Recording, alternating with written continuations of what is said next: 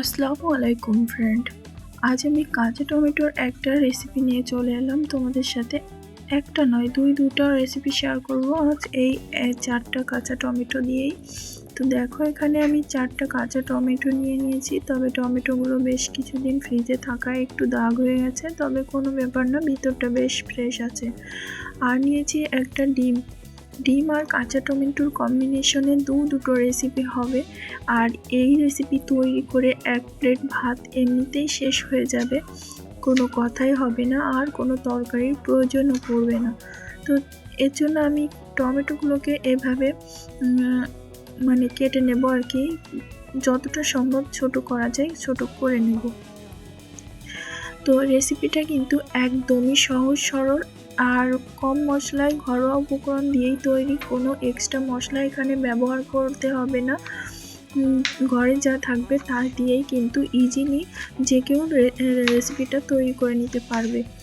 আর এতটাই সহজ সরল যে যারা রান্না না করতে জানে তারাও কিন্তু এইভাবে রান্নাটা করে খেতে পারবে।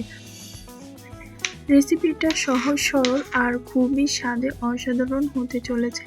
তবে তোমরা বন্ধুরা যারা আছো এরকম সহজ সরল স্বাদে অসাধারণ রেসিপি খুঁজছো, তারা যেমন খুশি তেমন চ্যানেলটিকে সাবস্ক্রাইব করে রাখতে পারো, পাশে থাকা বেল আইকনটিকে প্রেস করে রাখতে পারো, যাতে পরবর্তী ভিডিও আপলোড হলে সবার প্রথমে নোটিফিকেশন তোমাদের কাছে পৌঁছায়। এছাড়াও এ পর্যায়ে এসে ভিডিওতে যারা এখনও একটা লাইক দাওনি, প্লিজ একটা লাইক দিয়ে পুরো ভিডিওটা কন্টিনিউ করার অনুরোধ রইল। তো দেখো এই যে আমি কিন্তু ঠিক এইভাবে কাঁচা টমেটোগুলো কেটে নিচ্ছি। তোমরা চাইলে আরও ছোট করে নিতে পারো, যতটা ছোট করে নিতে পারো আর কি ততটাই সুবিধা হবে। তো এই যে এইভাবে আমি সমস্ত যে টমেটোগুলো কেটে নিয়ে নেব। তো এই একটা টমেটো একটু পাকার মতো হয়ে গেছে, তো সমস্যা নেই, এটাও দেওয়া যাবে, সমস্যা নেই। আমি এটাকেও কেটে এর ভিতরে দিয়ে দিচ্ছি। তো দুটো রেসিপি এক ঝামেলাই হয়ে যাচ্ছে। তোমরা পুরো ভিডিওটা দেখলে কিন্তু বুঝতে পারবে যে কিভাবে আমি দুটো রেসিপি একটা উপকরণ দিয়েই তৈরি করে নিলাম।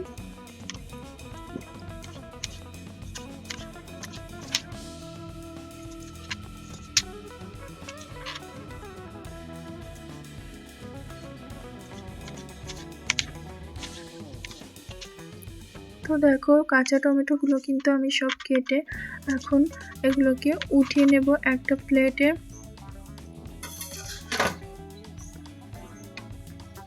তো যারা কাঁচা টমেটো একদম পছন্দই করো না তারা কিন্তু এইভাবে খেতে পারো। দুটো রেসিপি অত্যন্ত স্বাদের হবে আর তোমাদের বেশ পছন্দ হবে। তো এখানে আমি একটা বাটি নিয়ে নিলাম, বাটিটা নিয়ে ডিমটাকে ফাটিয়ে নিলাম, আর টমেটোগুলো তো আগেই প্লেটে উঠিয়ে নিয়েছি। আর এখানে আমি বেশ কিছুটা পেঁয়াজ কুচি নিচ্ছি, এখানে একটা বড় সাইজের পেঁয়াজ কুচি নিয়েছি কিছুটা কাঁচা মরিচ, অবশ্যই কাঁচা মরিচ ব্যবহার করবে, আর এখানে একটা রসুন এইভাবে কুচি করে নিয়েছি। তো সমস্ত ইনগ্রেডিয়েন্টস রেডি হয়ে গেছে, এখন রান্নার জন্য চুলায় চলে যাব। তো চলো এখন চুলায় গিয়ে রান্নাটা শুরু করি। তো এখানে আমি কড়াইয়ে যে ডিমটা ছিল সেটা দিয়ে দিলাম, তেলটা আরও একটু গরম হতে হতো।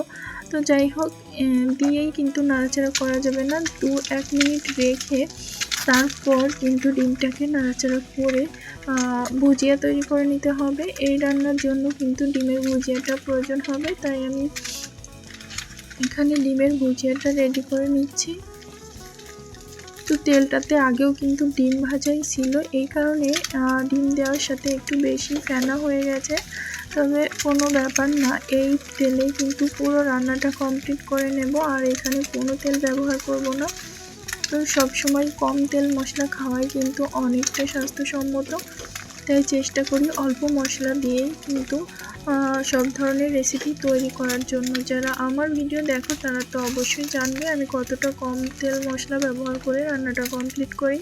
তো যাই হোক, তোমাদের সাথে কথা বলতে বলতে আমার ডিমটা বেশ ভালোভাবে ভাজা হয়ে গেছে, আর একটু ভাজতে হবে। তবে এখানে আমি এক সাইডে কুচানো রসুনগুলো দিয়ে দিলাম। তো কুচানো রসুনটা একটু লাল লাল হয়ে আসলে ডিমের সাথে নিয়ে বেশ ভালোভাবে ডিম আর রসুনটাকে ফ্রাই করে নেব।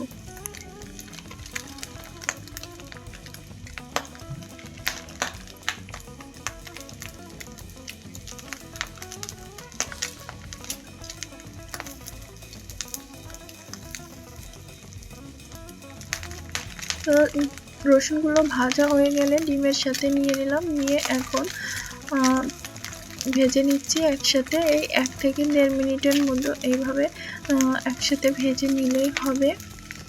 তবে তোমরা আরও একটা কাজ করতে পারো বন্ধুরা, এখানে আগে রসুনটা ভেজে পরে ডিমটা দিয়ে তারপর আর কি একসাথে ভাজতে পারো।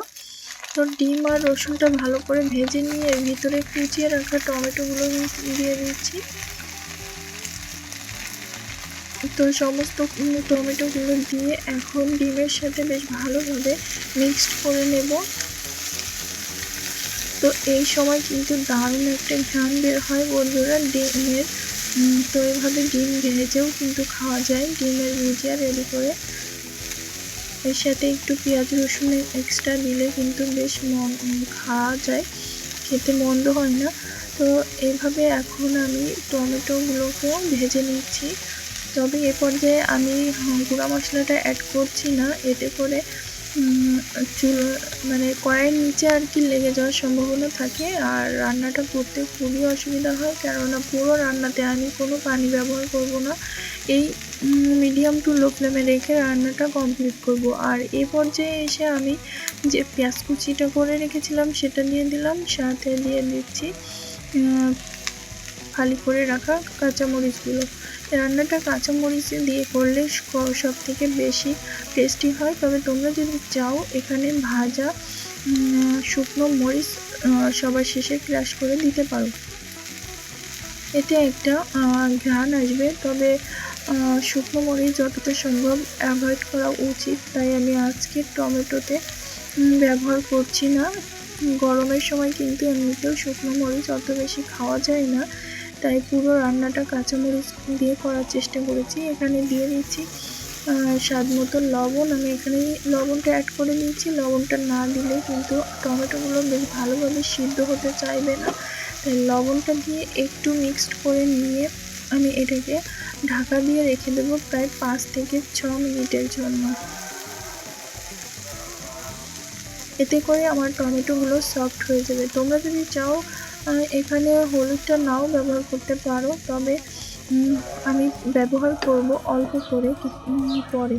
তো দেখো এখানে আমি 5 মিনিট পর ফিরে আসছি, এখন ঢাকাটা তুলে দেখছি। তো দেখো বেশ টমেটো পেঁয়াজ সব কিছু অনেকটা নরম হয়ে গেছে, নিচে হালকা হালকা একটু লেগে গেছে, কোনো সমস্যা নেই।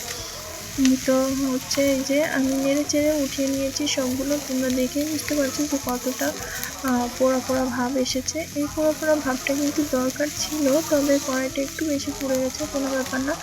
যাই হোক এইভাবে একটু পোড়া পোড়া করে নিচ্ছি।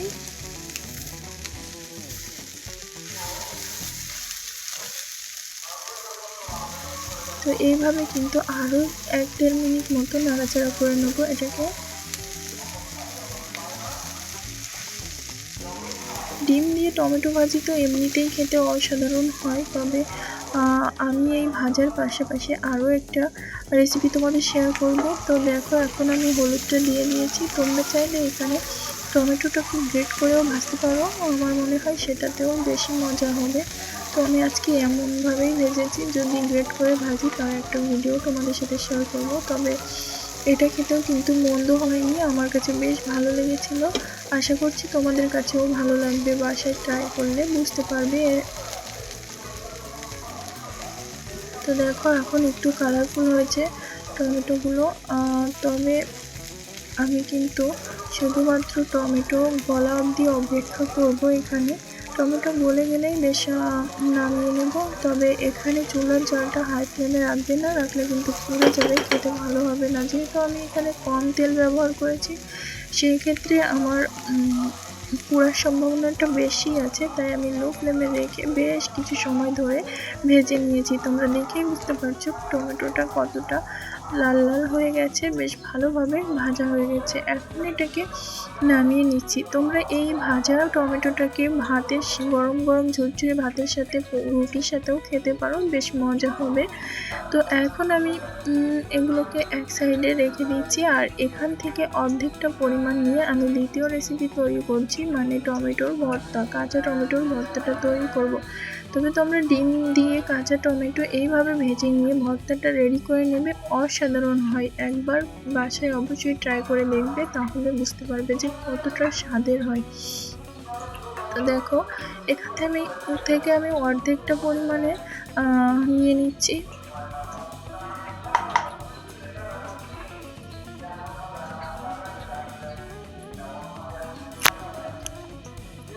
তো আজকের দুটো রেসিপি কেমন হলো অবশ্যই কমেন্ট করে জানিও বন্ধুরা।